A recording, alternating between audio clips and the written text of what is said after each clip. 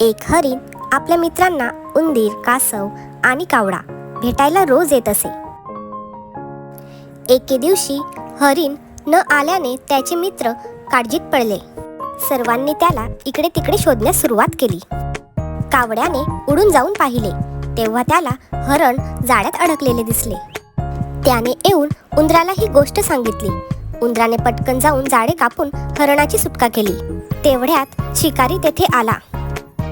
त्याने पाहिले हरण जाळ्यातून सुटले आहे. त्याला ते पाहून खूपच राग आला. त्याला राग अनावर झाला आणि तो हरणाच्या सर्व मित्रांजवळ धावून येऊ लागला. सर्वजण पडून गेले, पण कासव पकडले गेले. शिकारीने कासवाला पिशवीत बंद केले. आता सर्वजण कासवाला वाचवण्यासाठी मार्ग शोधू लागले. त्यांनी एक चाल केली. हरण रस्त्यावर मेल्यासारखे पडून होते.